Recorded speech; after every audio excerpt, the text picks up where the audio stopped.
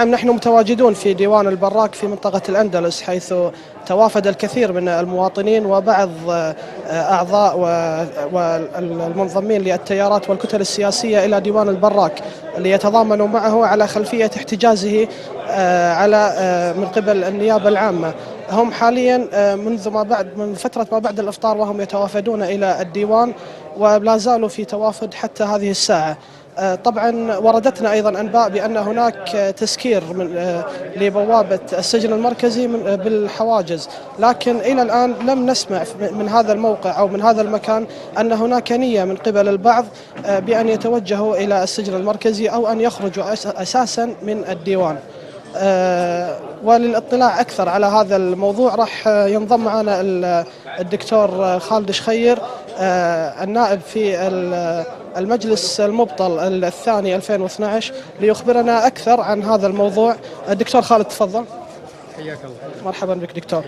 دكتور، يعني باعتقادك أين سوف يعني تصلون في هذا التجمع، وما هو القرار الذي سوف تصلون إليه؟ بسم الله الرحمن الرحيم. هذا التجمع بداية جاء بعد دعوة الأغلبية وحركة حشد وجميع القوى السياسية والشبابية للتواجد في ديوان البراك تضامنا مع مسلم البراك بعد هذا القرار الجائر اللي اتخذته النيابة بحجز النائب السابق مسلم البراك لمدة 10 أيام. نحن نعلم والجميع يعلم أن قرار الحجز هو حق للنيابة، ولكن مقيد.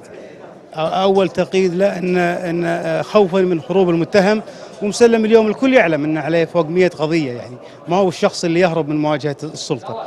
الأمر الآخر خوفا من خروج المتهم أنه يأثر على سير القضية، وهذا الكلام كله يعني منتفي. لذلك نرى النيابة تتعسف وباستعجال سريع لم نراه حتى في القضية اللي كانت موجهة لمسلم البراك في تهمة التطاول على مسند الإمارة. لم يسجن مسلم البراك ولم يستدعى إلا بعد 6 شهور، لكن نتفاجأ أن النيابة الآن تقوم بإجراءات سريعة وهي طرف في الموضوع.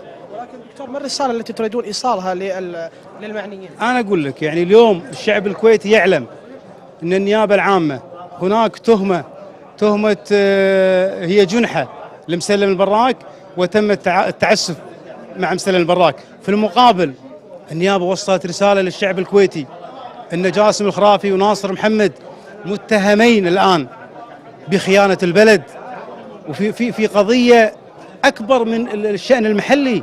هذه قضية لربما تلقي ظلالة على العالم كله.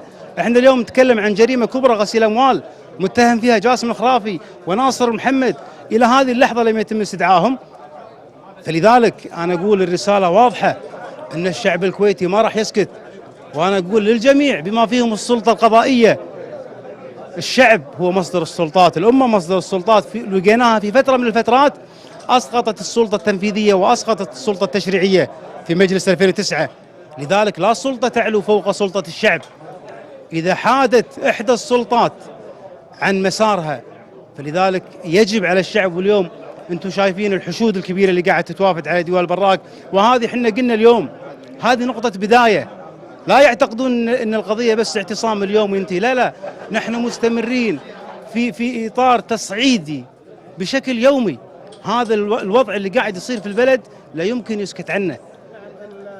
النائب في مجلس 2012 مبطل خالد شخير، شكرا لك على شكرا. نعم، كان هذا ما لدينا